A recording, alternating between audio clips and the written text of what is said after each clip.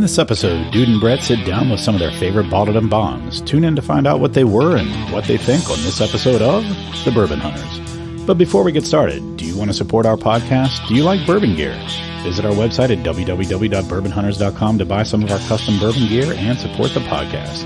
Thank you for taking time out of your day to join us on our hunt for great bourbon. Reward yourself and sit back, grab a pour, kick up your feet, and enjoy.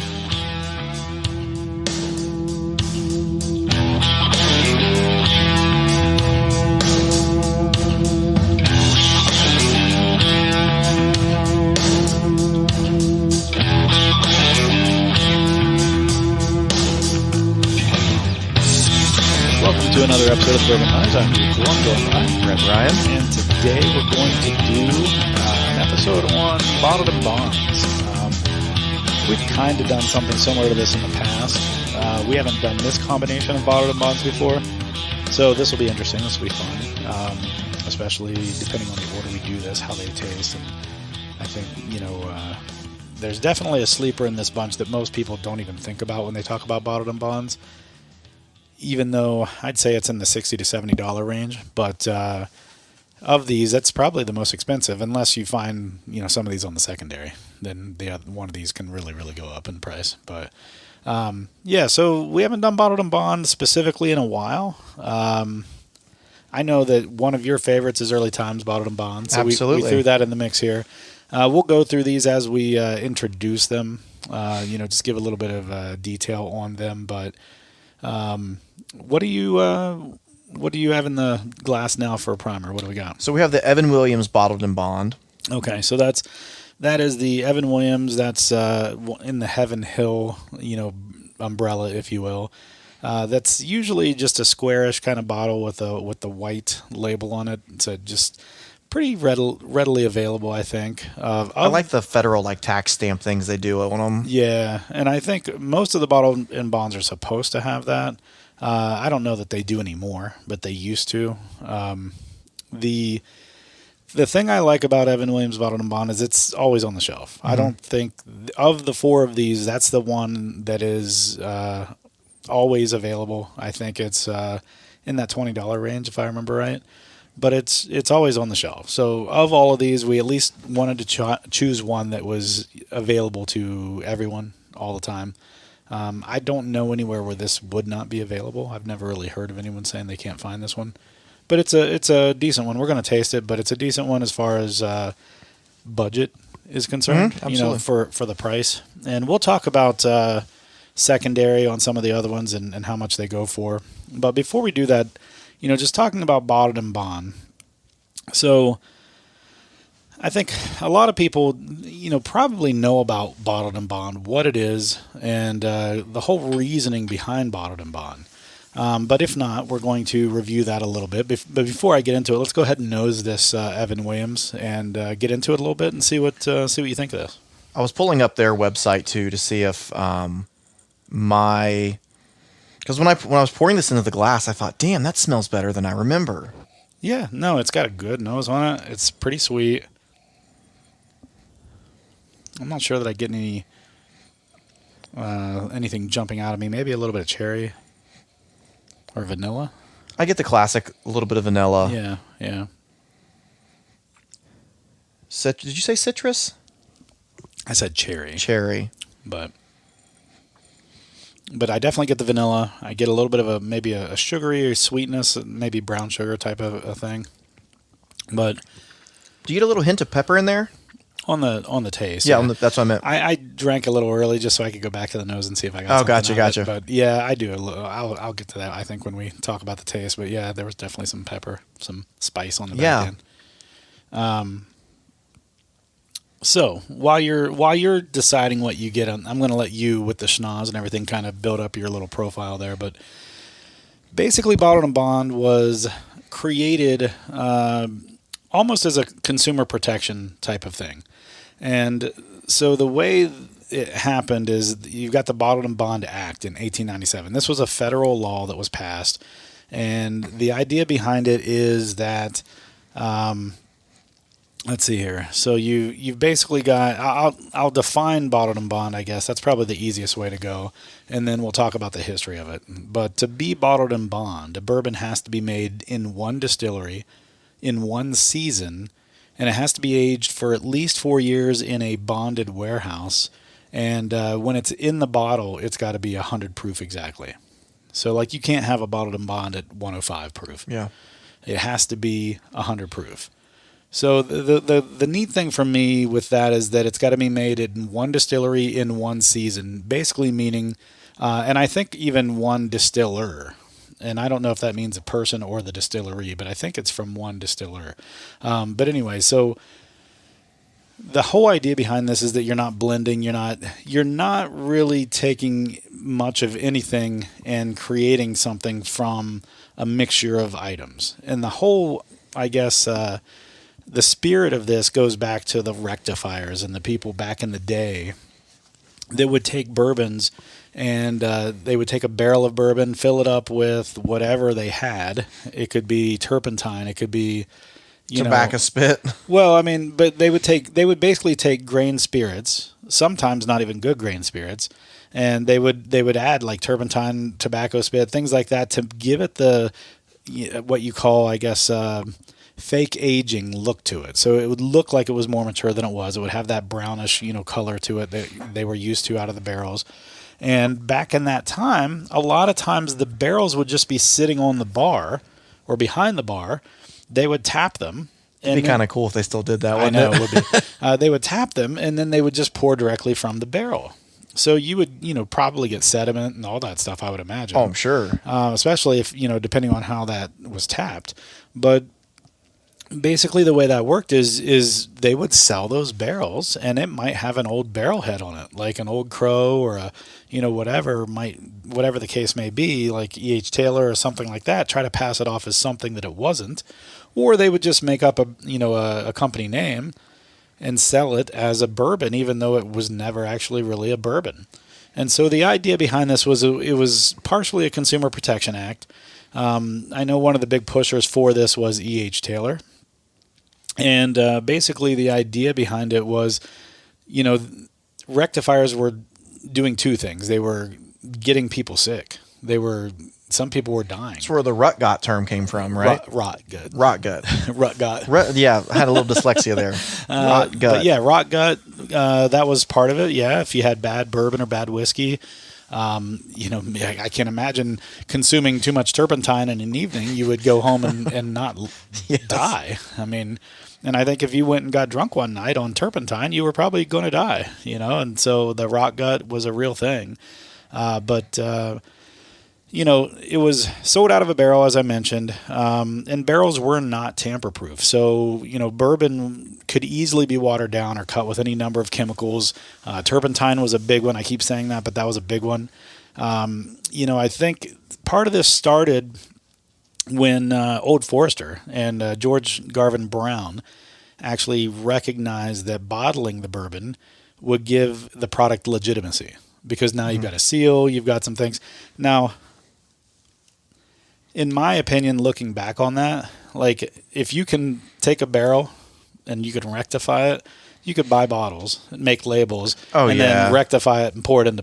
But still, at least Old Forester was a brand everyone knew, and putting it in a bottle, they were the first ones to actually exclusively sell their bourbon out of bottles. I bet you there's people doing out there like flipping bottles that do that. They'll take an empty bottle of Blanton's. They do for sure. You know what I mean? That's one of the things that, and I don't know how that turned out, but that was one of the things that the House of Bourbon was being accused of. And I don't know how that turned out. I have no idea what the result was that. Well, I was thinking Buffalo Trace did something with their BTAC series. I had forgotten about this, but there's almost some kind of like RFID in the top of it, and it knows supposedly when it's been like broken or tampered. Yeah, I don't know if that's now in all of them and when they started and all that, but I'd forgotten about that. Yeah, that is. There are some other consumer protection things, some things like that happening. BTAC, that's an example of it. But you still have the bottled and bond to this day. Mm-hmm. It still is an act. So like if you want to be bottled and bond, you still have to follow those things, even though that started in 1897. But yeah, Can't the government come in and look at it? Like, well, technically, to, like, it's got inspect to it? be in a bonded warehouse. Yeah. And if it's a bonded warehouse, I think to be a bonded warehouse, there has to be something about it has to be a locked warehouse. It can be rated or inspected at any time. A bond officer a lot of times will have the key to those types of things. They could go in whenever they want and check it. I think which is partially where the mythology behind larceny. Yeah. But yeah, so what you ended up with is you had these disputes between distillers and rectifiers, and then it eventually became political. So that's where E.H. Taylor and some of the other people that were behind this Bottled and Bond Act, people that were creating legitimate bourbon and that were getting undercut by people rectifying and cutting corners and not actually creating bourbon. So that's where it became political. They got, politicians involved all over the country. And so the idea behind it was the age of 4 years was to prove that you actually weren't cutting corners. So aging at 4 years was a way to show that you weren't just rectifying, neutral grain spirits, right? You were actually aging at 4 years, not cutting any corners. So some sort of, quality control had to be there. If you were letting it age for 4 years, you weren't speeding it up to market, So that was part of it.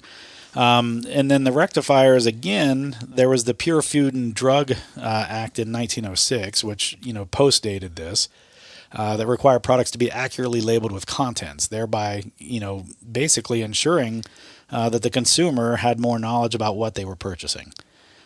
So that also brought you to the point where, and this has evolved over time. So the Bottled and Bond Act, I feel like, was the first domino in a whole bunch that fell. You had, the Bottled and Bond Act, then you had the Pure Food and Drug Act, and then you had people starting to ask, well, if products, need to be defined, what actually does it take to become a whiskey?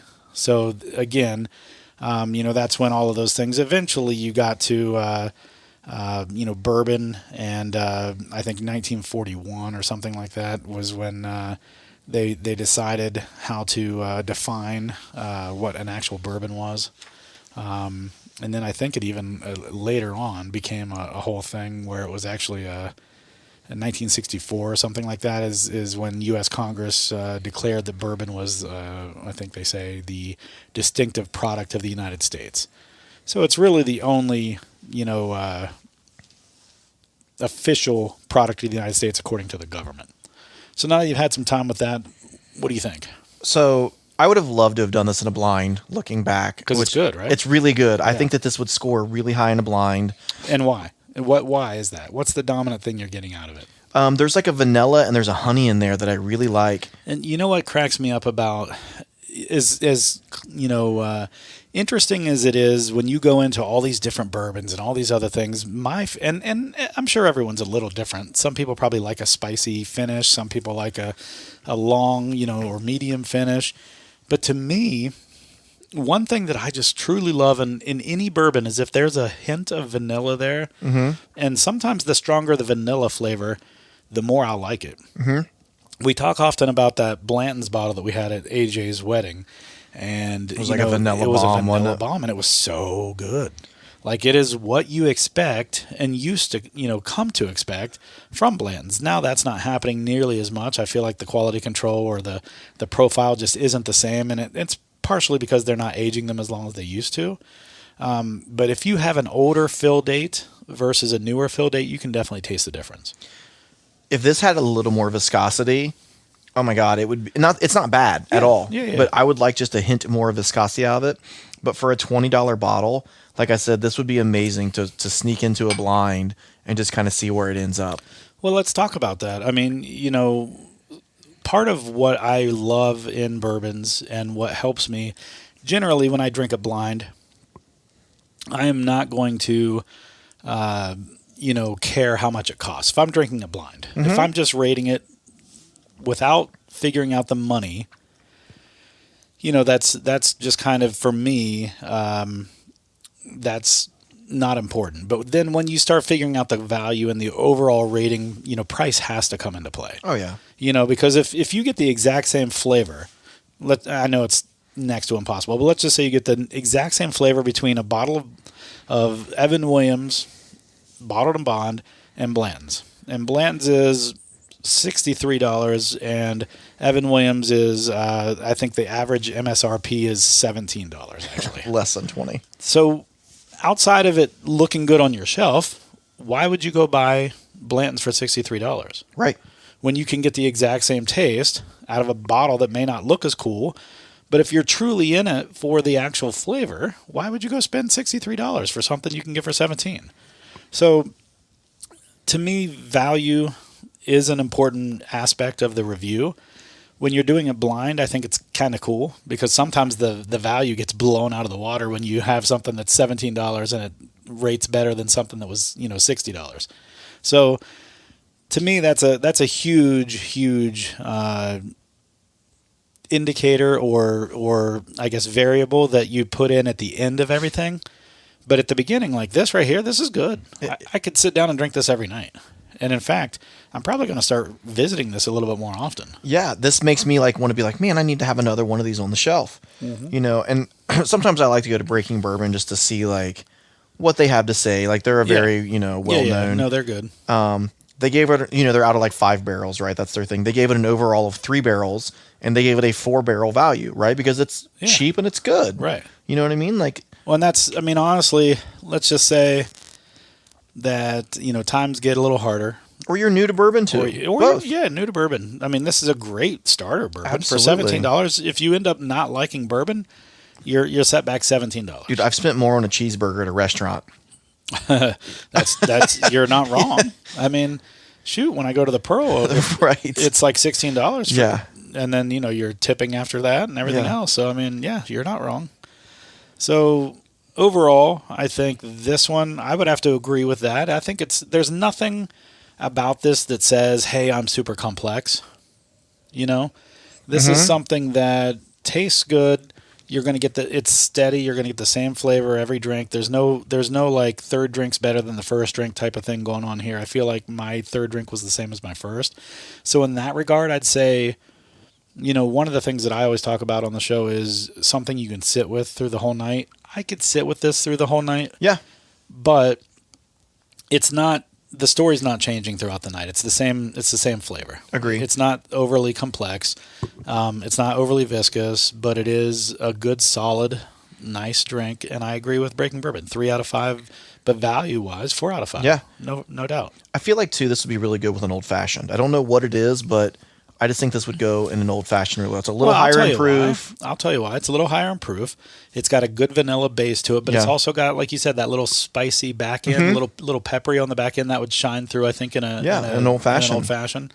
I might next time I order an old-fashioned, I'll see if they have this on the shelf, and I might see if they'll use it. Next time I make a freezer door old-fashioned, I might do one of these. What's a freezer door old-fashioned? I thought I talked about this before. Maybe I didn't, and maybe you weren't here that day, but or maybe I forgot, or maybe you just forgot. But getting older these days. A freezer door old-fashioned is where you take a bourbon, you pour out 6 ounces, and then you replace it with. So you're basically pre-making. It's almost like a barrel-aged old-fashioned without the barrel. It's a bottle-aged old-fashioned. So you're basically preparing it ahead of time. So you've got you pour out 6 ounces of the bourbon. You pour in whatever you're going to use for the simple syrup, maple syrup, simple syrup, whatever you're going to use. And then you put in all the bitters. And you do it based off of the ratio of what's left of after you pour out 6 ounces, you'd have 18 ounces left, basically, or no, 16 ounces, something like that, left in your bottle. So you figure out how many old fashions you would get out of 16 ounces, and then you add that amount of simple syrup in to equal what you would do, and then you throw it in the freezer. So you shake it up, then you throw it in the freezer, and then now you've got a pre-made old fashioned. You made it for $20 in this case. If you had a $17, then you added, maybe $3 worth of simple syrup and bitters. Okay. So for $20, you're going to end up getting, let's just say you do 3 ounces of an old fashioned, maybe. You end up getting, 8 old fashions for $20. That's a really good idea. And what's nice about it is you keep it in the freezer. you pour it over a rock, and It stays it cold stays for- yeah. pretty damn cold. I've been doing that a lot lately. I've got one upstairs made with an Old Forester Signature 100. Yeah, that's a good idea. That's a really good one too. Yeah, I used regular maple syrup in that one because we were on vacation, and it's a little too sweet. Yeah. I need to take some more Old Forester and pour it in there. Dilute just it down. to dilute it. Well, diluting. That's the diluting same the thing. syrup Yeah. down. Yeah, but that it's really good. And all I have to do is I just garnish it with like an orange and a cherry, and then I'm good to go. And lately, my thing has been is garnishing it with an orange that I've sliced so that it looks like a wheel, Okay. Yeah. and then I dip both sides in cinnamon. Okay. Do you leave it on the rim of the glass, or do you put it No, in I the put liquid? it in the glass, and then as it melts a little, and it slowly disperses the cinnamon into the drink. That's a good idea. It's pretty good. I'm gonna have to do some of those. Yeah, Maybe not the cinnamon. I don't know. No, but- the cinnamon is like, this is real cinnamon. I'm okay. not talking like not artificial. chewing gum Yeah. cinnamon. Okay. So it's real cinnamon, which you generally are I okay do. with. I am. Yes. So, all right, where do we go from here? We just did Evan Williams Bottled and Bond. I say we go to Early Times. I was thinking that as well. We'll go up in price. How about that? I think that's a good approach. I like it. I like it a lot. All right, so I was just in the great state of Kentucky. did you pick up any bourbons? I did not. And what did you do there? What were you there for? So my mother is turning 70 this year, and she is an outdoorsy person. I get it from her. She loves to hike and do all these things, but she doesn't really have anyone to do that stuff with, and she's getting older, obviously, and she misses doing it. So I took her down there to the Red River Gorge, and we went hiking for 2 days. I think that sounds like a cool time. And I think it's awesome that your mom is 70 years old, still active, hiking. I mean, she's probably not keeping up a pace that, you would keep up. Yeah. But still, I mean, the fact that she's wanting to do that, be active, that's Yes. cool shit. Yeah, she loved it. She absolutely loved it. And the Red River Gorge is kind of a sleeper area. Like it's definitely getting more popular. Like Yeah. I went there in college because I went to school in Moorhead, and it's only 20 minutes away from Moorhead, probably something like that. Yeah. That was forever ago. Now, like I said, it's insane how many people are there, which is great. But it's a beautiful area, not a national park, a state park. Yeah. I love it. Well, my mom is like 77 or 78. I think she's 78 now. Mm-hmm. Well, she'll be 78 this month, actually. And she is still mowing That's awesome. the yard and stuff like that. Like, she loves it. That's her activity each week, is she likes to mow the yard. You got to stay active. She does, but she enjoys Jameson. And, Oh, nice.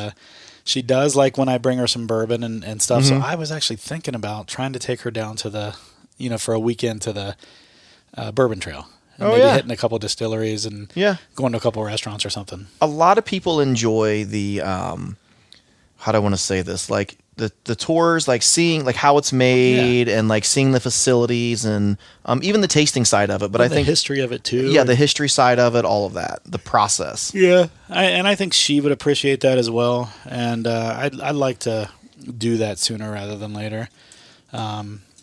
But I was thinking like maybe around my birthday next spring or something. So see if she'd be interested.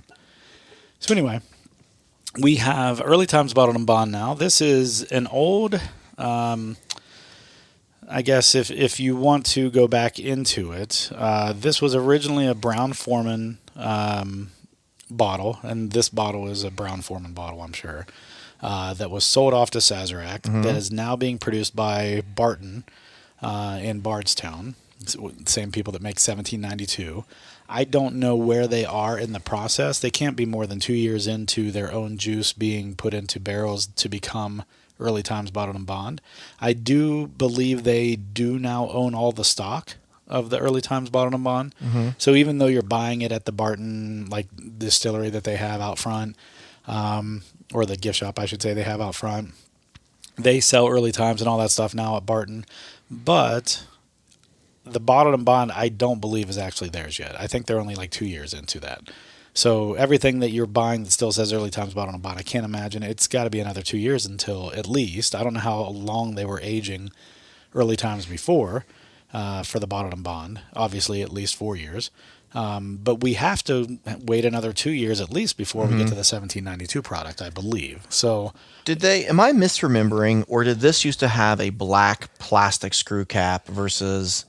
I thought it was always Is it always a blue metal one? Okay, for some reason I was thinking... I'm not aware of any other screw top that they had. I'm misremembering then. Well, I'm not saying you're wrong. I'm saying I don't remember. I got to go look at the one I have in the basement then. I have one in the basement because this kind of holds a little special place in my heart. This was one of the first bourbons I had on the show. I can't remember if it was episode 1 or 2 for me. I get them confused. The first 2 episodes I was on, one of them was Early Times Bottled and Bond, and I forget... The other one was the Whiskey Row series. Right, but I forget what else. Your first one. What else we had with Early Times Bottled and Bond. We had old Granddad Bottled and Bond. Okay. I think we may have even had the Evan Williams here. And then Heaven and Hill possibly.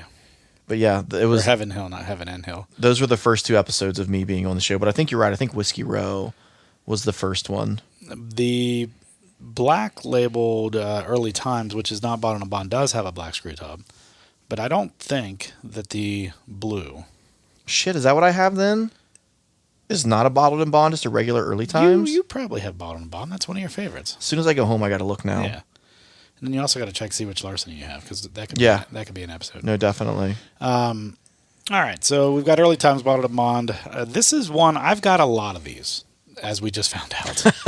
I thought I only had like 3, and apparently I had 3 more in backup. In the backup. So I've got 5.5 bottles of this, which I remember whenever because it's so cheap, it's in the $20 range. Right. Like $20 to $30, depending on where you buy it.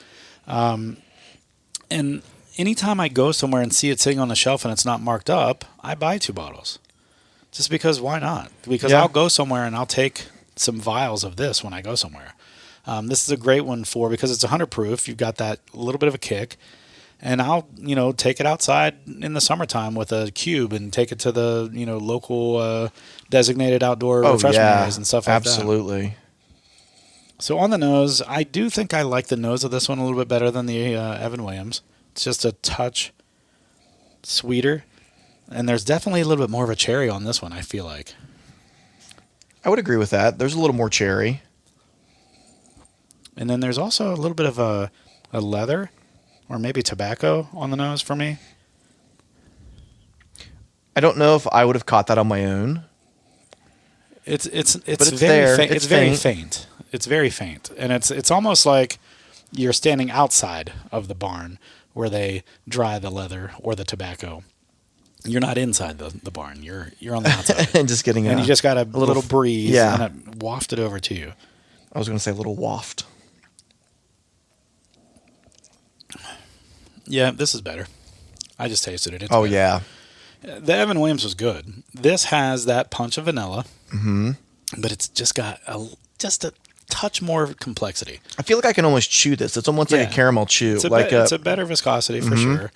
This is good. And again, this is about $5 to $10 more per bottle than the Evan Williams. So, that's part of it. Plus, now the Early Times, that's the other thing about this. The Early Times Bottled and Bond, isn't this a 1 liter bottle? I think you're right. This is 1 liter. So it's not even a 750. So you're getting for like in the $20 range, 20 to $30. I think 25 is where it normally resides. But $25 to $30, you're getting a 1 liter bottle. So an extra $250. Good point to bring up. Yeah, when you talk about like value, absolutely. And it's good. For that price, you don't expect, especially nowadays, when everyone's chasing these $100 bottles, these limited time offerings, and then you've got what was it the cellar version of Maker's Mark that just came out. It's already on the websites for $500. I think it's like a $175 MSRP, but I could be wrong. But still, I would pay $175 for that. There's no way in hell I'm paying $500. No. Now, this right here, how does it compare to this? But my point is that's anywhere from 12 to 15 years of age, I think, the cellar one that they just came out with. So I could see paying $120, $150 for that. This is at least 4 years old. it's got a lot of flavor to it. It does. There's a little bit of like a marshmallow in there too. I don't know. It's on my palate. There's just like a little hint of marshmallow that hits me. It's not as significant as like the Old Forester 1920 marshmallow. Yeah. No, I could see a little bit of marshmallow there. So vanilla's a big, I guess, thing for me in the front on this one. That's probably the most in-your-face flavor from this is the vanilla. And then you've got I feel like the tobacco or the leather is on the finish with just a little bit of spice. You might have a little bit more spice on the Evan Williams, like the peppery. I think there's a little more pepper in the Evan Williams. I agree. But this has a feeling of age to it because it's got the leather and the tobacco to me. And then, like you said, as I'm sitting here and it's not in my mouth anymore, but I'm kind of breathing it, I get a little bit of marshmallow. Yeah. Now, this is one I would not recommend for an old-fashioned, I think. I feel like this is enjoyed better neat because there are some complex flavors in there. I'm not saying it would be a bad one. No, but I think you're right, though, because the pepperiness from the Evan Williams. I think that's what would make it really good for an old-fashioned. Yeah. I don't think this would be bad in an old-fashioned, but I do think you're right. I think the Evan Williams would probably be a little bit better. Man, I haven't had this in so long. I'm so glad that I'm revisiting this. Well, I'm glad I'm here for you, man. I've been drinking. There's only 6 more bottles. Well, I drank this on vacation. I bought 2 bottles of it for my vacation. It's a good idea. I didn't even go through a whole bottle of it on vacation. I didn't even drink a half of a bottle of this on vacation. I was surprised. I was honestly surprised. Well, it's a bigger bottle, too. You have to remember that. It is, but like I figured over 7 days, even if a full bottle is like 24 ounces. So that's 12 pours. Yeah. I feel like over a vacation, I'm having more than 12 pours. Yeah, absolutely. I would agree with that. And I didn't even go through half of a bottle. Like this bottle, I've had some since I've been home from vacation, and you saw where it was before we poured into this. Mm-hmm. So I probably had 2/3 gone after 2 weeks of having it. And that surprises me. And I wasn't the only one drinking out of this. So, again, another surprise. Like, I didn't drink as much as I thought I was going to on Sounds vacation. like you didn't party hard enough on vacation. There was one night where I did. I made that freezer door old fashioned. Okay. But it's still more than half full, too. You made it out of? Old Forester 100. That same one. Yeah, okay. That's the one I just made. And then I brought it home afterwards.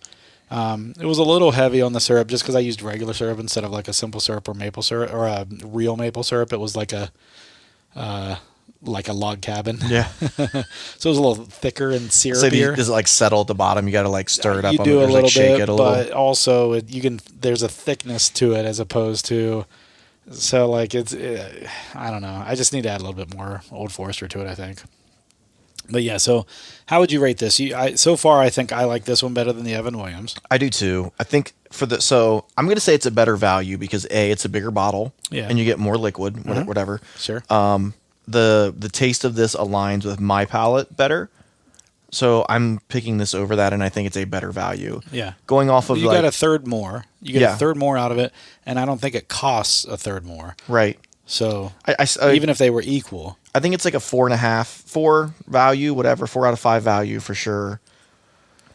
Yeah, I would say that this is probably like a 3.5 out of 5 on a regular scale, and then probably a 4.2 or 4.25 value. Yeah, agree.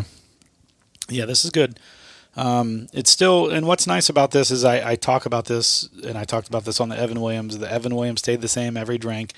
This one has a little bit of evolution to it as you drink. I was going to say the same. It's evolving a little bit in my mouth. A little bit. It's not like crazy, like some of the super nice complex bourbons I've ever had, but it has a little bit of complexity and some evolution to it as I've been drinking it, and that's something I look forward to, and it's something I'm going to spend the whole night with. That's something that is welcome to me as I drink it over the period of an entire evening.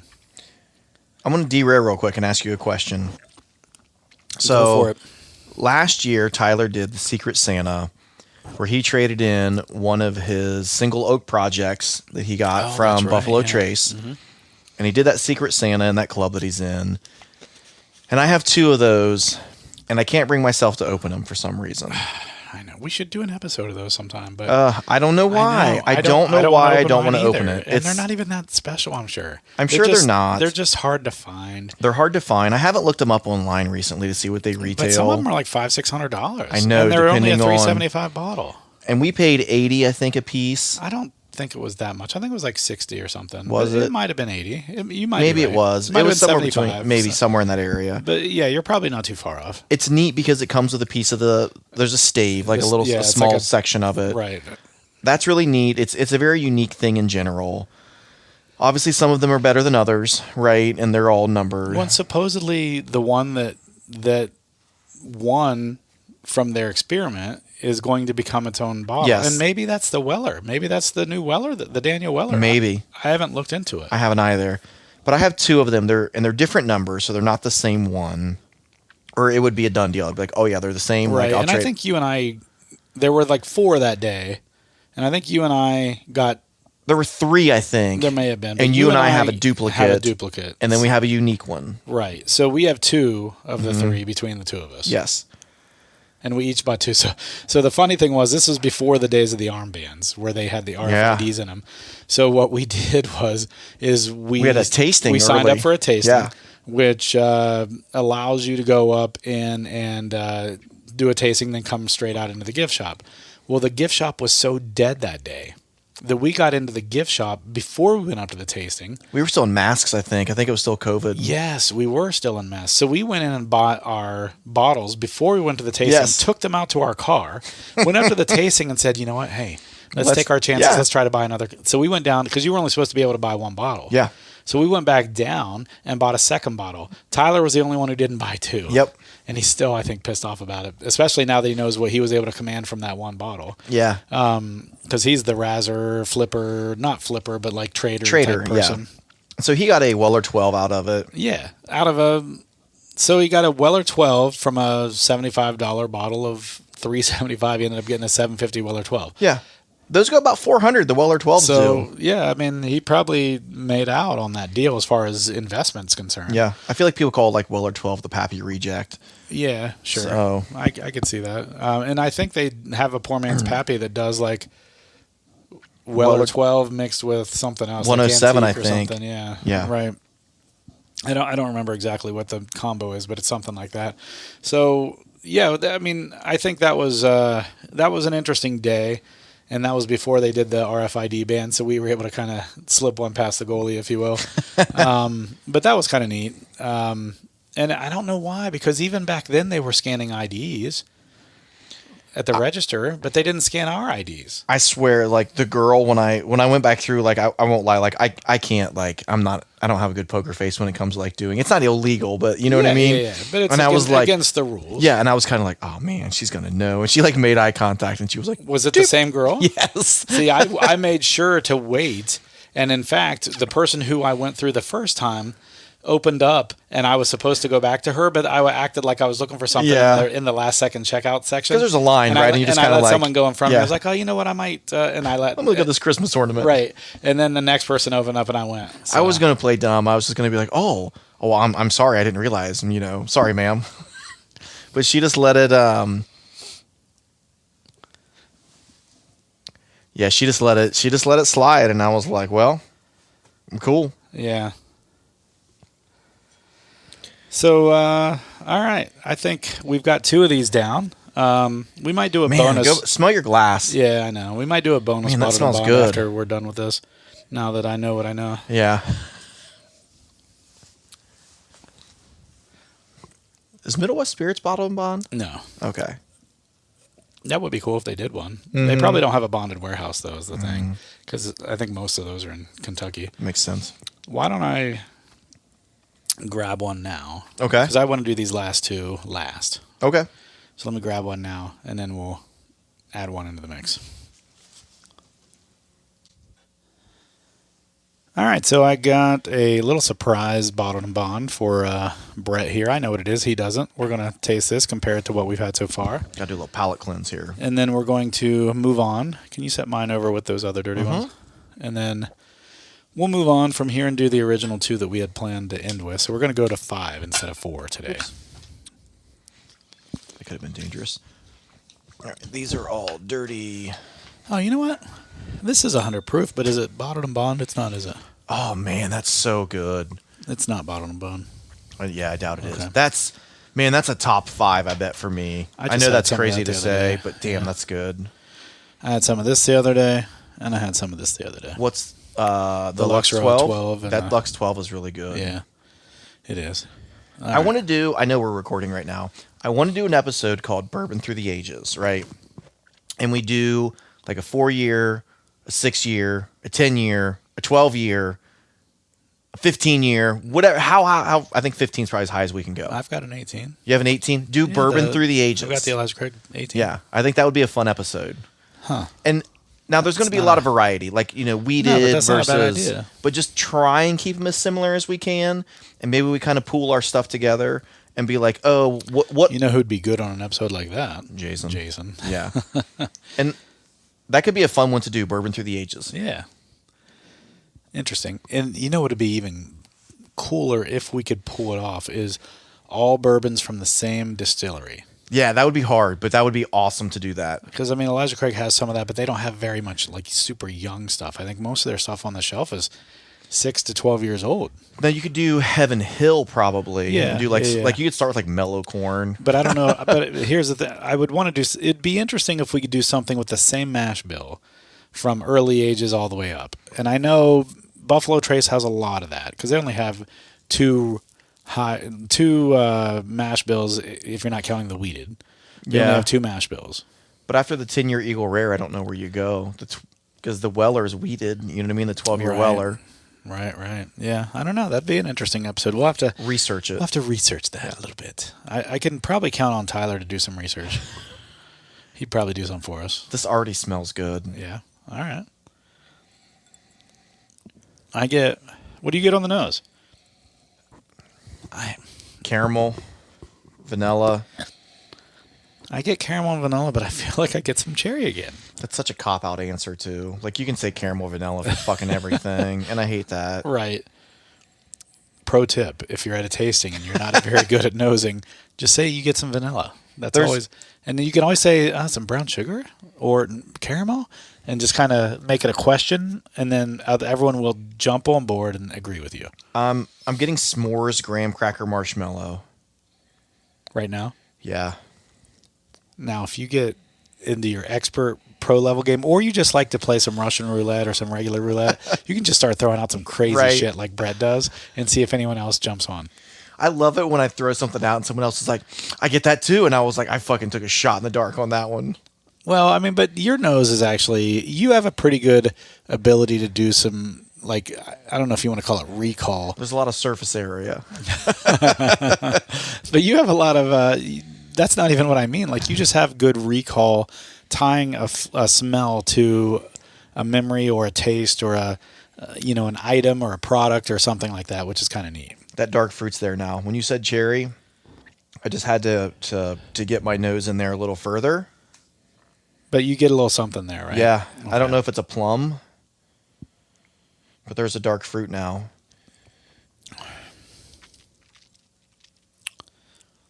So I feel like this one Holy crap. is the most complex we've had so far.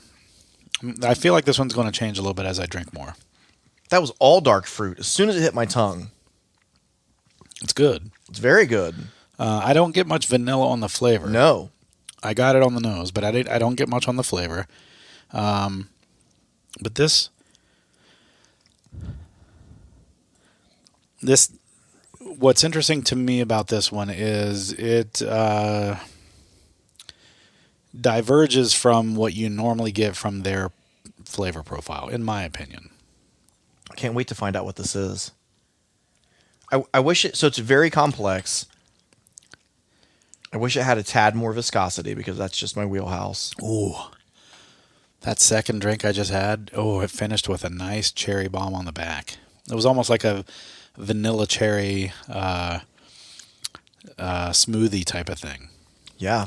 Ooh. I get vanilla. It's a dark cherry. Yeah. Is that like maraschinos or luxardos, whatever? Not maraschino. Maraschino is the bright one. Okay. Luxardo, yeah. When I'm thinking I do this with my fingers, I'm like, what is this? You're playing the fiddle. Yeah, it's like I'm playing a little violin with my fingers over here. Oh, man, this is good. It is. What's interesting is I've had this a few times. And Man, this is complex. yeah, I've had this a few times, and I haven't enjoyed it as much as I'm enjoying it now. I'm dying to know what this is. I almost forgot this was here. I didn't. And it's a bottled and bond? Yeah. Now, is it greater than 4 years? I assume it is. I would think it is. I don't know for sure because I don't think they age state it. There's no hint of corn or anything like that to I suggest. I will give you a hint that it might. I'm throwing up air quotes. Age faster because it's heat cycled. It's a heat cycled warehouse. Oh, so Old Forester. It is. Old Forester. Presidents? No, bottled and bond. Whiskey Row series. Oh, it's The green label. Yeah. Huh. Yeah. That one's the 1897. Yep. Yeah. It's be damned, 1897 really? because that's the Yeah. Bottled and Bond Act. Man, I haven't had this in so long. Yeah. That was a good call. Yeah, I was like about to pour some old Granddad 100, and I was like, nah. I'm glad you didn't. I'm glad you went with this. No, this is good. This is better than I remember. Absolutely. I have one of these. So we did the Old Forester tasting at Cafe Round 2 forever ago. And that rep brought a shitload of bottles. I don't know if you remember that. And he was like, I planned on like drinking these, and we didn't. Because you brought a bunch of stuff as well. Yeah, I brought my whole Whiskey Row series. And he I just brought gave some them to us. Barrel strengths. And so I took the He 1890. gave us some stuff? Yes. A full bottle? Yes. Fuck. Maybe I shouldn't say that. I don't know. You know what? I remember. Statute of limitations. I already had it, and that's why you took it. Because I was like, oh, I've already got it. And then Jeff took the 1870. Because I don't like that one at all. Yeah, you don't. I remember that one. That was your least favorite on our. I mean, that was a long time ago. I would be intrigued to do the revisit. Whiskey Row series again and just blind them and see how they do. You blind them, but you also throw in a 1915 blind. And then like just an Old Forester 100 signature. Yeah. Just to fuck with you. Yeah, because the 1915, which isn't a real thing, I get it, but it's a cult thing, is fucking delicious. It is. It is good. And just to see where it falls in, and again, in a blind, where does it fall? Yeah. It would be interesting. I mean, you can't get wrong with Old Forester. Yeah, I think Old Forester, you either really, really, really like it or you just don't like it. I've been drinking my... Some people don't like banana. That's fair. And if you don't like banana, I could see where you wouldn't like standard Old Forester. I don't think the Whiskey Row stuff has as much banana present. Oh, so there's no banana in this. No, I don't get any banana on this either. But the standard offerings from Old Forester, I feel like banana's like it's almost like a staple. Like it's bananas, bananas Foster. Bananas. There's something about their yeast because Brown-Forman, some other Brown-Forman products have that, and it's something in the yeast. Yeah, like Jack Daniels and stuff every once in a while. Speaking of, when we're ready to do the JD, I got that 12 to try. Yeah. I wish you would have had that when we did the Sinatra episode. That would Yeah, been cool. that would have been good. And you like it, you say? Oh my god, I had to put it in the back of the cabinet and forget it's there, or it'll be gone. I almost bought it. It was $300 on vacation. I was like, yeah, I'm not doing that. No, I mean, no, I don't know if I would pay. It's fucking great, but is it $300? I don't know. That's a lot of money. I don't know many bourbons I've had that are That's worth kind of how I'm $300 for feeling. a Yeah, bottle. I agree. Outside of just saying, hey, I was able to buy this. Yeah, agree. Yeah, this keeps changing every time I drink it in a good way. The more I drink this, the better it gets.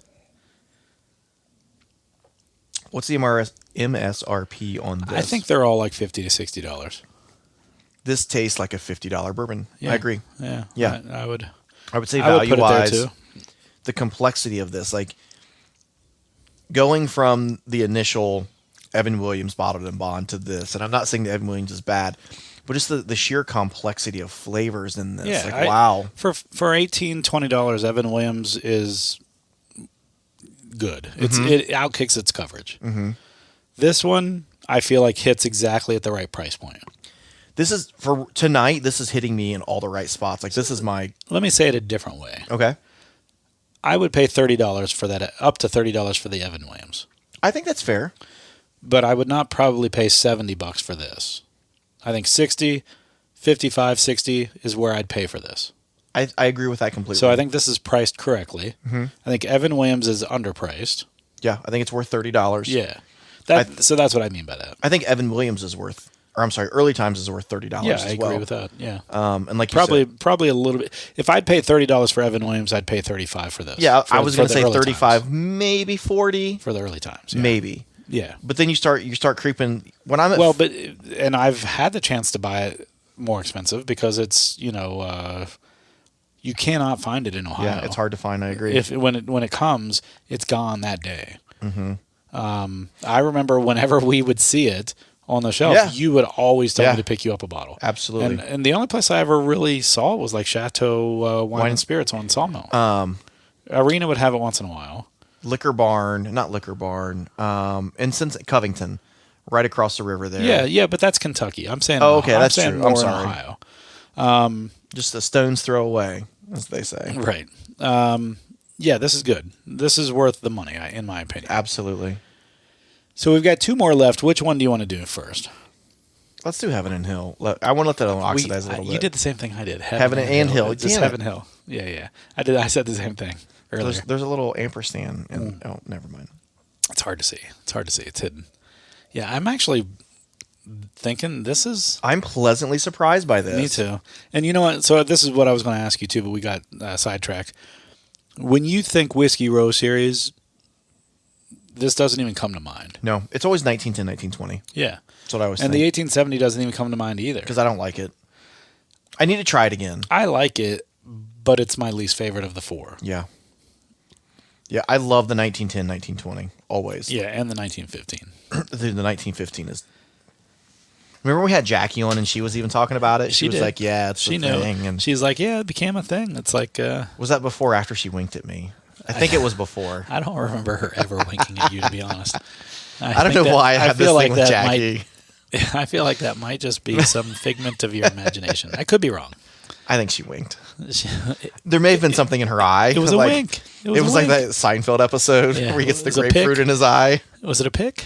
That's the nose picking episode. Yeah, I know. Remember the grapefruit episode? Yeah, I do. And they... So, again, I'm segueing, but I went through this phase where I couldn't find anything on TV to watch.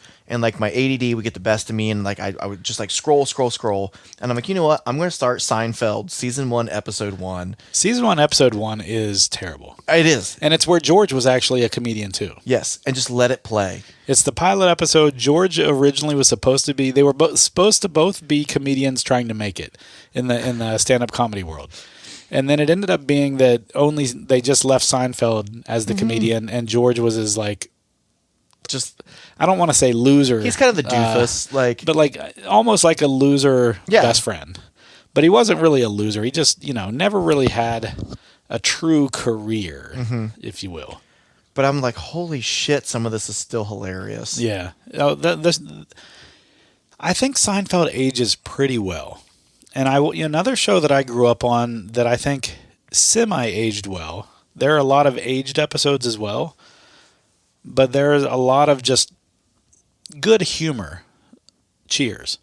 Oh yeah, Cheers is great. There's some really good episodes of Cheers. There's some old ones that were like aged because they were focused around topical things like sports, like the Celtics or something like that. But a lot of them were actually really good and still hold up to this day. One of my favorite things is Ted Danson had a Corvette. And he was a recovering alcoholic who was a bartender. Right. Which is funny. He owned a bar and was a bartender. So that was kind of, just that in and of itself was kind of a funny thing. He's a recovering alcoholic who owns a bar and is a bartender. And I think he was a former baseball player in the show, if I remember right.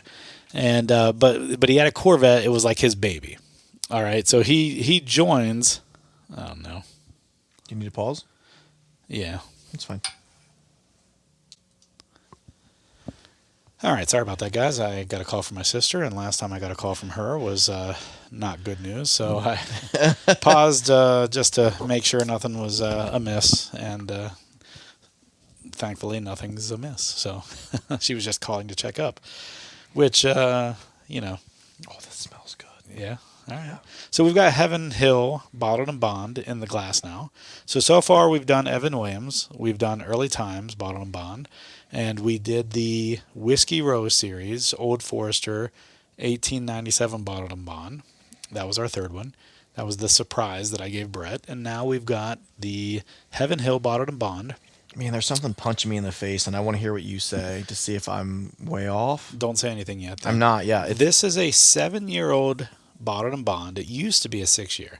And I remember when they made the switch to 7, people were actually saying they preferred the 6-year. And the price went not up. always better. No, it's not always better. But the price went up a little bit. I think I've had both, and I believe that I like the 7-year better. But man, I like this.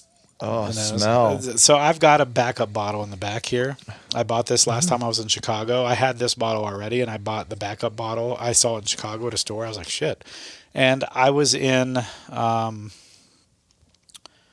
either Florida or Tennessee, and they had more of this, and it was actually reasonably priced. It was this. The interesting thing about this is I think it's around $60 to $70 now, MSRP. Is it really? But the secondary generally isn't that much higher. It's usually right around that price. So when you see it in secondary states, a lot of times it's still just sitting there for that same price. This isn't one of those ones that flies off the shelf. It used to be. Oh, it doesn't anymore? It used to be. And I think it does in some locations. But for whatever reason, I see it a lot for the standard price. And it doesn't, it's just sitting there a lot of times. Okay, nosing, you say? Oh, man, it like punches me in the face.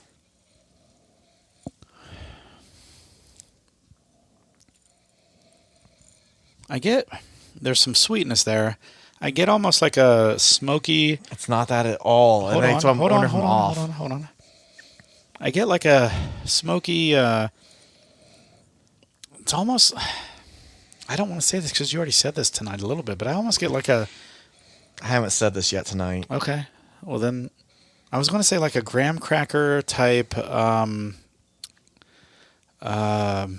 quite a s'more.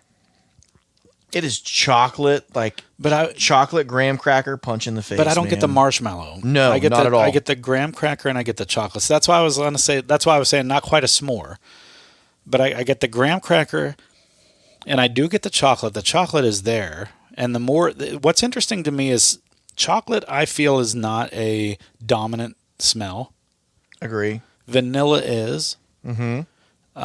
And a lot of times when I pick up chocolate, I pick it up after, minutes later. Okay. You know what I'm saying? I bet if you take a sip and revisit, maybe it'll be there. I could be wrong. But that's the thing about chocolate smell for me. It'll be there. It's a very strong flavor. It's not a strong nose. That's fair. Yeah, absolutely. To me.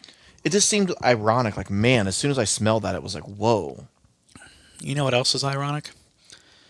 Getting rain on your wedding day? Oh, I'm sorry. Getting laid off on Labor Day weekend. Oh, that's shitty. That's just kind of like a kick in the dick. It is. And my dick has been kicked. But anyway, so on the taste. Oh, complex. There's a lot, actually. I was about to say one thing.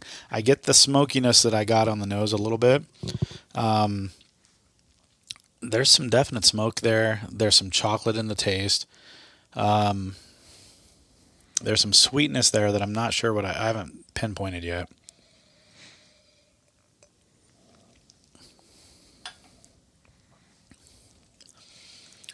I don't. Is today cherry day? Because I feel like I get a little bit of cherry on the back end. I don't. I think you're going to on this drink. Maybe.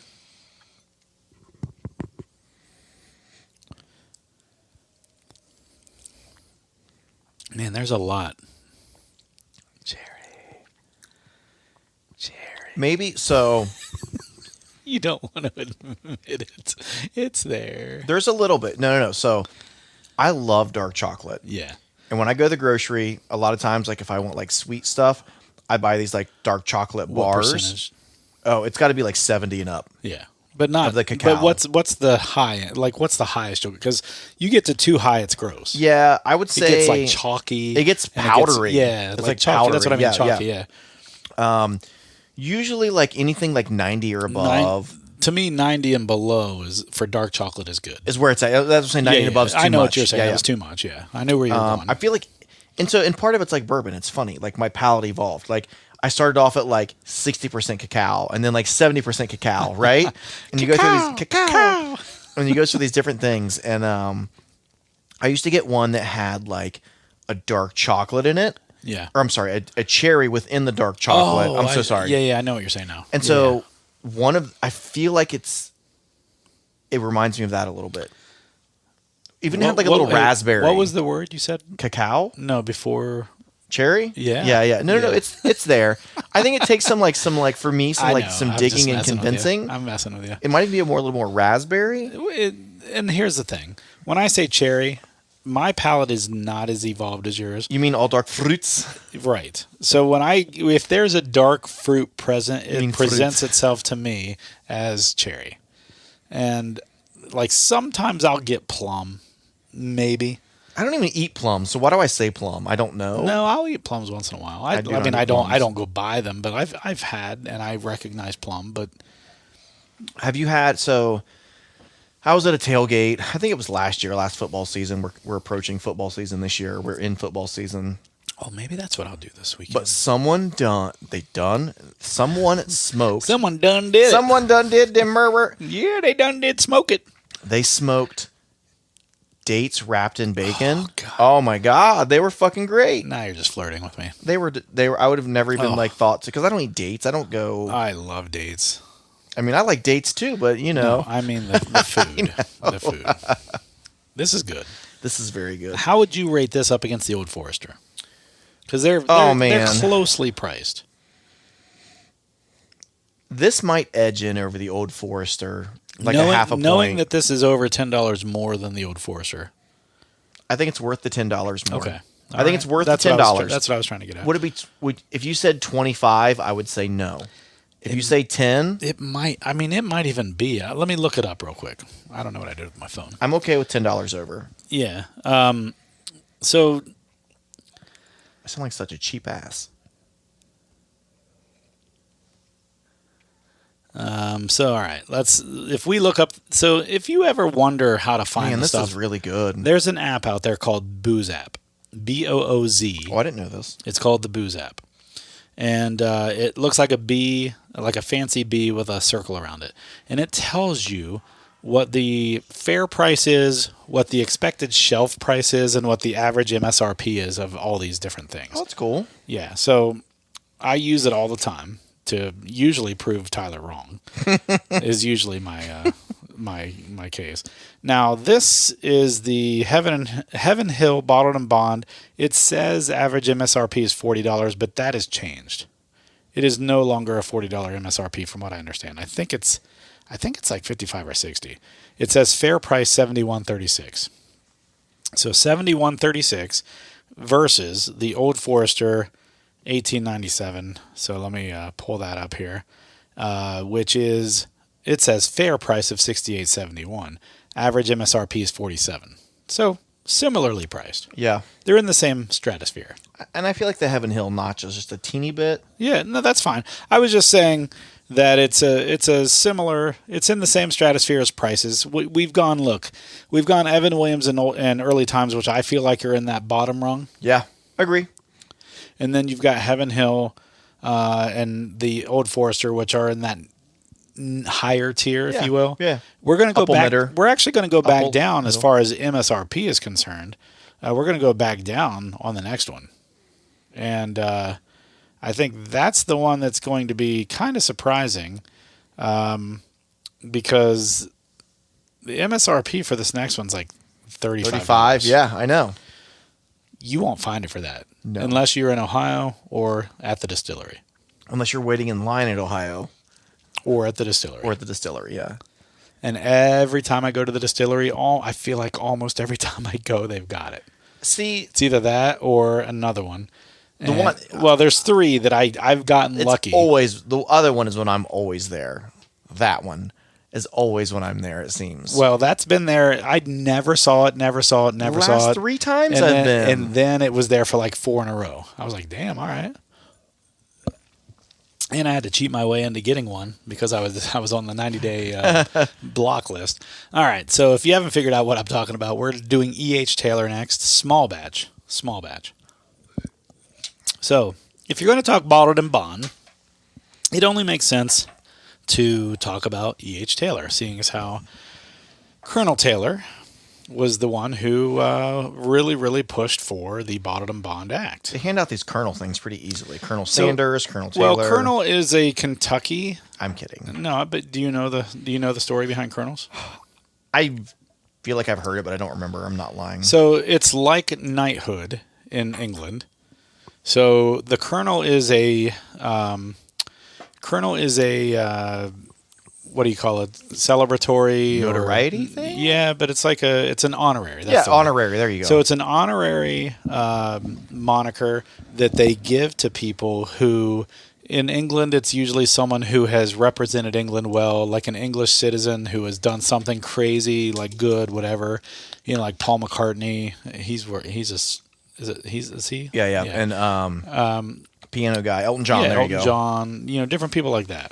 Sir Elton John. My mistake. Now, you have in Kentucky a similar thing, and it's Colonel. You have Colonel Sanders.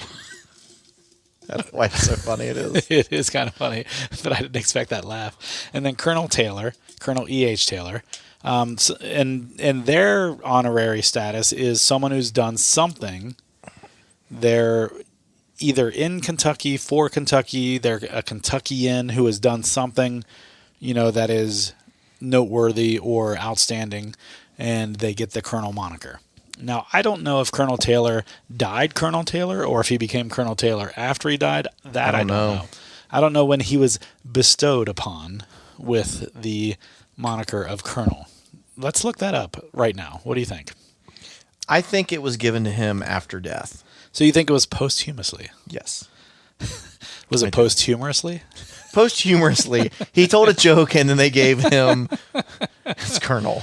Colonel bestow.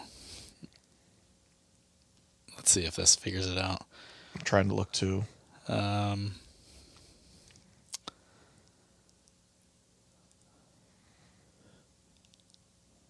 I should probably just say, when did E.H.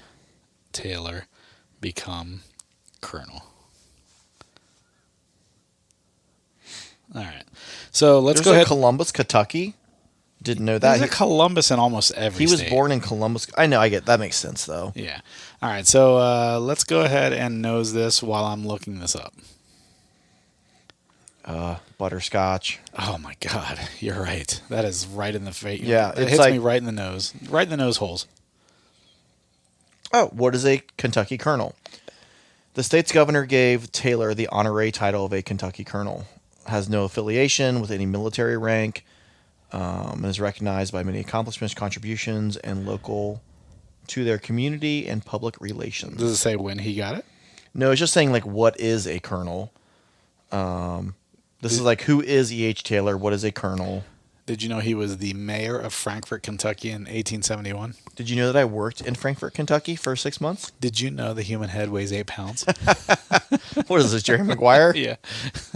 I don't know how I can compete with that. Is that what he says? That's what Tom Cruise? Yeah. He's like, I can't compete with that. I like Tom Cruise outside of his weird Outside Scientology of his stuff. Scientology Yeah. nonsense, yeah. His movies are good. Agree. I love He's a good actor. Mission Impossible. Even though like they've had like 12, so that mission's not impossible. But They're all different missions. Each one was impossible I do like them. until he completed them. They're like a James Bond kind of. They were impossible till he made them possible. I like the Russian one where they're in the Kremlin. The one. Is that what it's called? I don't know. But they're in the Kremlin. I'm saying the one Russian one. Weren't they all Russian? No, I feel like they're all different. Like, but the one he's like in the Kremlin. So did we know when he became bestowed, or when he was bestowed the honorary title of? I have yet to find. All right, so I'm going to know some more while you're looking. I'm counting on you and your Google capabilities. Well, it talks about he sold the distillery to George T. Stagg. Listen, E.H. Taylor was a fucking shyster. I'm serious. That's all right. There are stories about him, how he... You got to do what you got to do. No, you'll never hear this at Buffalo Trace because they don't tell this side of the story, which I think they should. This is part of the story that just makes it even cooler, in my opinion. It sucks if you ever dealt with him, but all those people that dealt with him are long dead and gone. Unless you're somehow in poverty because of something he did 3 generations ago or 5 generations ago or whatever. So E.H. Taylor... Do you know what the EH stands for? Edmund Haynes. Good job. Was I right? Yeah. Fuck yeah. Damn straight. Don't test me, Brett. I didn't know. It was literally right here in the Google questions. To be honest, that just... shot in the dark? When you asked me the question, it just sprung into my head for some reason. I've seen it somewhere, and I don't know why. No, but... So, Edmund Haynes Taylor... Okay, let's take it down a notch. Don't call me on my bullshit. No, but anyway, so he was a shyster. So what he used to do, and this is why he was part of so many distilleries back in the day. Castle and Key is his that's the old Taylor distillery. Buffalo Trace used to be his distillery. I believe he had one other distillery. And what he would do is he would start a distillery, take out all these loans and all this stuff, and then he would get behind in his finances because he would overdo his distillery, like that Castle. It's like a Ponzi scheme. Not quite. Kind of. Well, you're going to hear something that was similar. But the Castle he built, that was like over... He wanted the actual distillery to be just this glamorous, glorious thing. So anyway, what he would do is he would distill this stuff. His bourbon would come to age. He would sell it. He was a banker. But he would sell it to more than one person. And whoever came to pick it up first is who would get it. The one who came to pick it up second, oh no, there was an issue. And so then he ended up being in debt to the people who would give him money for bourbon he never delivered. And you know what he would do? He would move to Ohio or move to Indiana. Oh, cross state lines. Until his debts were, past the statute of limitations. Then he would come back down into Kentucky and he would start another distillery and start from scratch. That's funny. And he did that like 2 or 3 times. So he is a shyster. He was quite the shyster, but he was also a very influential, force when it came to politics and different things like that. And he made good bourbon. And that was kind of his thing. He made good bourbon. Thank you for your contributions, Mr. Taylor. I'm sorry, Colonel Taylor. Colonel Taylor. That's Colonel Edmund Haynes Taylor to you. All right, let's go ahead and nose this again. I still get the butterscotch. The palate's fantastic. I get, on top of the butterscotch, I get a little bit of butter. Like, not just butterscotch, but like the butter, like almost like a buttered toast. Either that or I'm having a stroke, one or the other. It's burnt toast and you're having a stroke. You're good. Oh, fantastic. Right? That was the F I was going for. I know. Fantastic. Fantastic. I sprung a leak. You know what I'm excited about? I'm not excited about it being the final season. Archer is back. Oh, is it the final season of Archer? It's the final season. They've announced it. I'm so upset about that. I'm sorry. No, it is very good. Wow. But you know what I love about Archer? So I've made a shirt. I've seen it. It's called Old Bunkum. Yeah. And it's a picture of Archer holding a bourbon glass. And it says like established like 1873 or something. I don't remember the date. But I made a shirt based off of him drinking bourbon. And you know how many episodes I had to watch before I figured out that what the actual bourbon he was drinking was? Oh, what's he drinking? I have no idea. Old Bunkum. Oh, it's just a made up. It's a made up thing. Yeah. It's called Old Bunkum. So I made a shirt. You probably have to do it that way. Right. Yeah. So I made a shirt that was Old Bunkum and it's him on my shirt. And have you seen me wear the shirt? I've seen the shirt. Yeah. Well, that's what it came from, was from me finally figuring out. There were a few episodes where he was drinking scotch. And they made a joke about like almost making it like a commercial where he looks at the camera and it's a fake scotch label. Mm-hmm. It's not a real brand, but he would look at the camera and he'd hold up the glass and he'd say, blah, blah, blah, blah, and it was like Glen Flublida or something, something goofy. But outside of that, he would drink bourbon almost every episode. And like he's half drunk every episode, and that's what kind of makes it funny. Yeah. I can't watch that show and not want to drink bourbon. I would want to drink. I would be the same. Because he's sitting there drinking like, do you have that effect whenever you're watching like a show where here's another one. Suits, Mad Men, Yeah. Archer. All three of those, when I sit and watch those shows, it makes me want to have bourbon. I'm thinking of, God, not The Big Short. Now, Suits, they're drinking scotch usually. They don't. A lot of business people used to do scotch, for and sure. they don't generally drink bourbon. Yeah. But they're sitting there drinking straight or neat, out of a rocks glass. Mm-hmm. A finger or 2 fingers worth of scotch, and it's whiskey, and it just makes me sit there like, fuck, I need to be drinking with these guys. One of my coworkers, we did a trip to Milwaukee for whatever stupid stuff. It doesn't matter, work-related stuff. But he was in a scotch club in med school, and was talking about scotch and this and that. And then I kind of like brought him to the dark side of bourbon, away from scotch. Wait, hold on. What do you mean the dark side of bourbon? No. It's not the dark side, but like the dark side of whiskey. Yeah, I guess Bourbon. Yes, but he was a scotch guy. That would be a good title to a book. That is actually The Dark Side of Whiskey: because bourbon. Scotch was this. Ooh, we should write a book. How do I want to say? The Scotch was a. What's the word I'm looking for? It's this old timey thing. It's sophisticated. It's refined. Yeah, you know what I mean. Like businessmen drink Scotch. It's a cultural thing. Cultural is a good word. Yes. And so he grew in med school. He was in a Scotch club, right? Mm-hmm. And they would, we're doing an Islay and like doing all this, and you had to like Isla, is that what it is? I don't drink Scotch. It's Isla. And it was funny because I introduced him to some bourbons, and he was like, "This is so much better." It is. Listen, it was funny, and we did some like blinds. Here's the thing. We literally paid the bartender to set up a blind. We were like, "Here's $100. Set up some blinds for us," and he did it. It was great. That's a cool bartender. It was really fun. Here's the thing about Scotch. It was negative 18 degrees in Milwaukee, but anyway. But that's the best time to drink whiskey. It was. That's not the wind chill either. Here's the thing about Scotch. You're right though. There's something that's just sophisticated that and makes you think it's sophisticated. Yeah. The way it's been presented, and they've done a great job of marketing it. The way it's been presented in shows like Mad Men and Suits, like these high class, high powered people, businessmen at the end of the day, yes. Celebrating or just drinking, or at a wedding or whatever, just drinking whiskey, and it's always Scotch. The problem is when you actually get it in the glass, it's not that good. Mm-hmm. I mean, there's exceptions to that. So, and this is the reason why, okay? And this might be an American thing, but we like a lot of flavor. We like a lot of things. Like if you go to England, their food is not that flavorful. It's very bland, yeah. Their big spices are salt and pepper. Well, that's the spice trade too. Remember that back in the day? Right, but whatever the reason. So this is a deep stretch for me.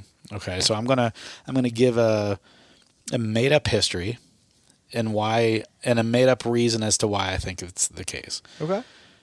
Their food there is very bland. I think their whiskey is very bland. There's not a lot of flavor coming from the wood because all the flavor has been stolen from bourbon. Okay.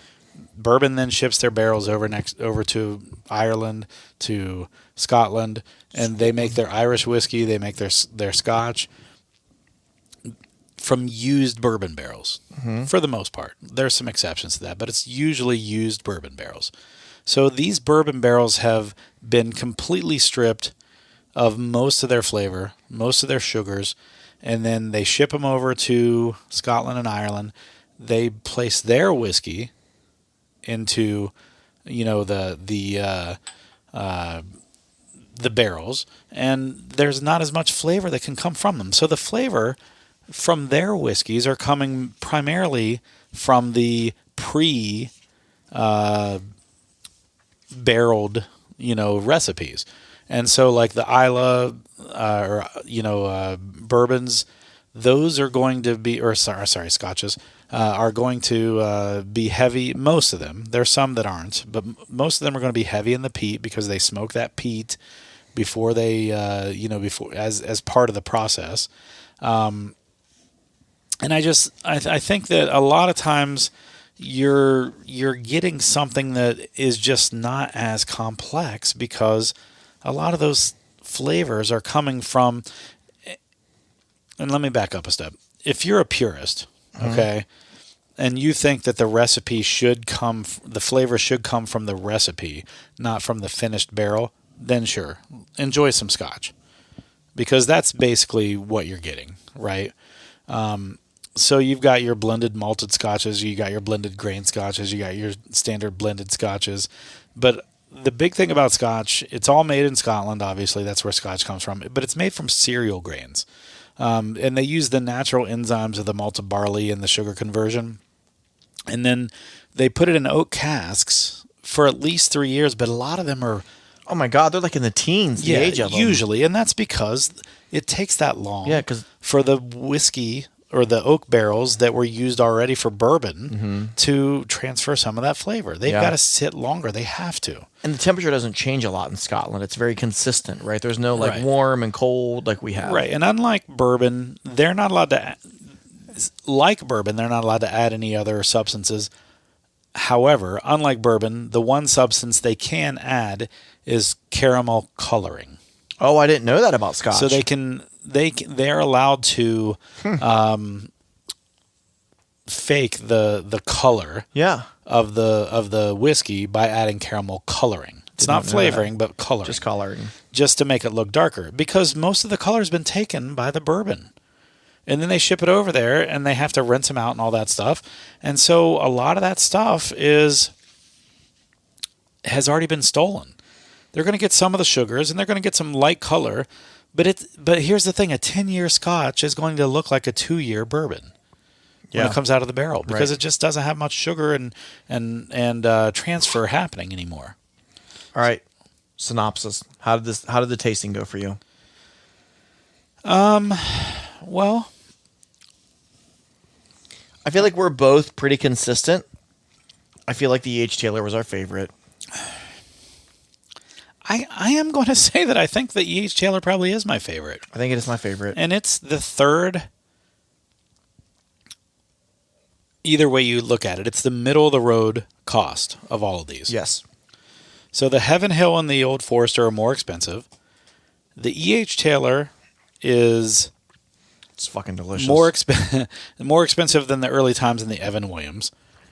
If you can get it at a reasonable price, and what I mean by that is in Ohio it's like $30 or something like that, $35, maybe $40 now, I don't know, but it's still reasonable. Great buy. If you buy it at the distillery, if you just happen to be there on the day they have it, it's like $40. So like if you can get it at that price, it is well worth it. Well worth it. Here's the problem: is it ends up being on the secondary for over $100. Mm-hmm. Sometimes I've seen it for $200 on secondary. Damn. And it's not worth that. No, that's a lot of money. People need to stop paying money for shit like that. That's not worth it. It's not a $200 bottle of bourbon. Agree. Now, here's the one thing that I think is funny. Small batch is less expensive than single barrel. Every small batch I've ever had has been better than a single barrel, than any of the single barrels I've ever had from E.H. Taylor. Same. So the one thing about that is the E.H. Taylor small batch is consistent. Mm-hmm. Single barrel's not. But and you might find someone's probably had it, and every palate's different. People may just know that they're having a single barrel E.H. Taylor and know that it's more expensive, so they like it more, because of that influence. Mm-hmm. Because I've had some people tell me that they like single barrel better than small batch, but I've only had like one or two. I've had 2 bottles of single barrel, and both of them were not as good as the standard small batches. Same.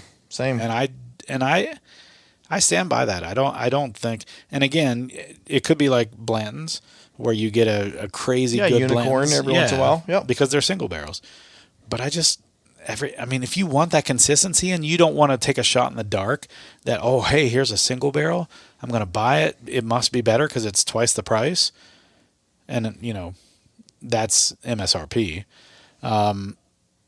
I think you know what you're going to get with E.H. Taylor small batch, and it's good every time. Agree. Every time.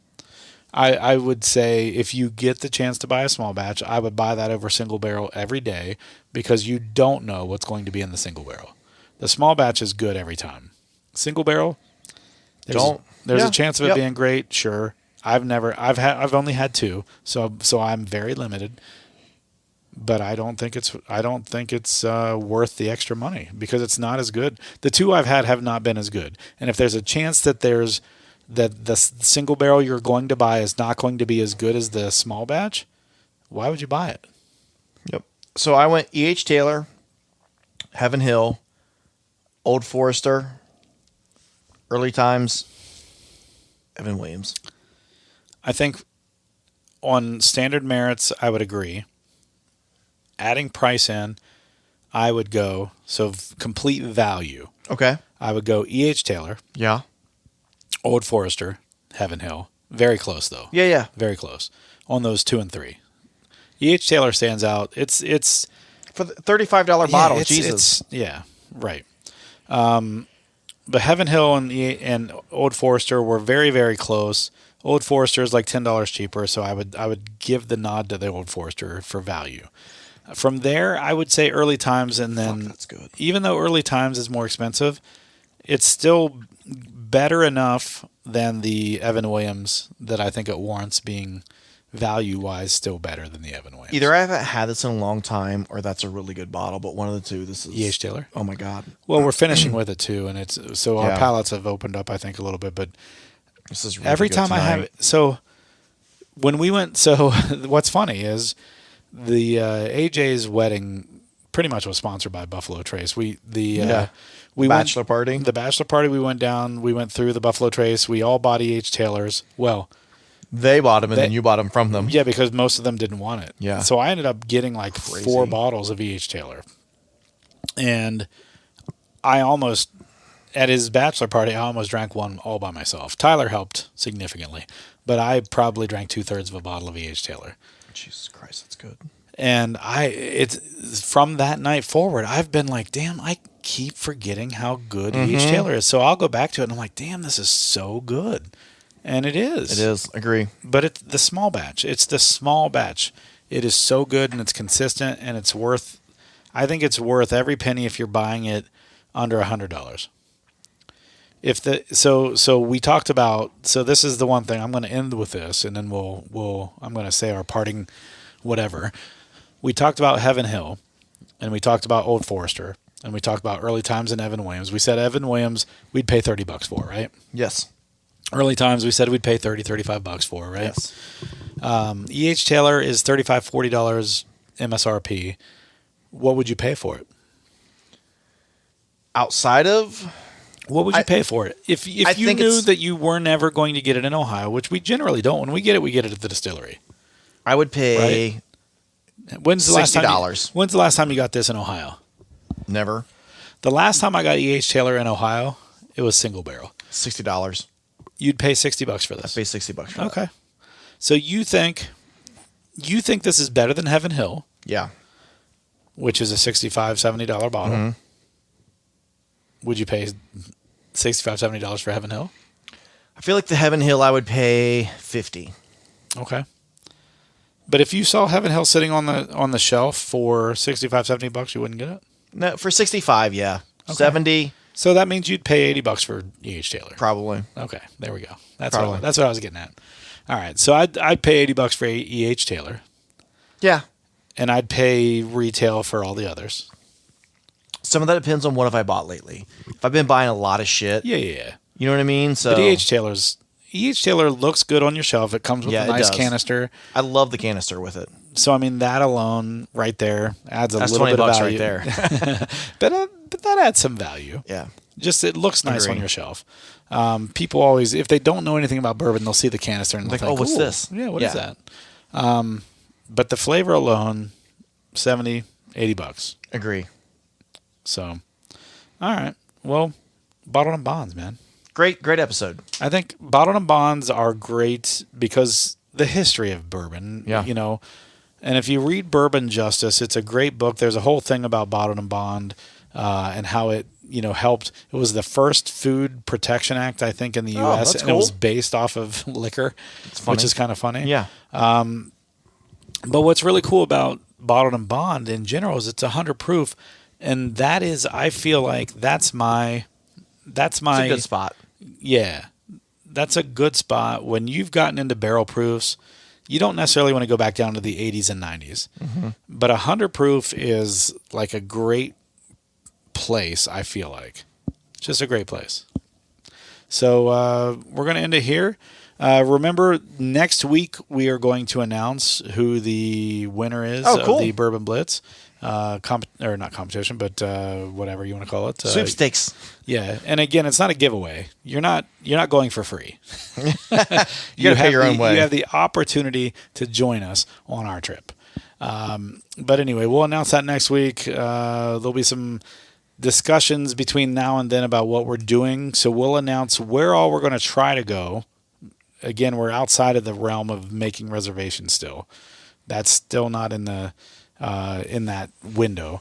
We'll announce that. We'll announce where all we're going to try to go and what weekend it's going to be and all that stuff. And join us next week when we make that announcement. And thanks for joining in. Bottled and Bond. Great. Thanks, man.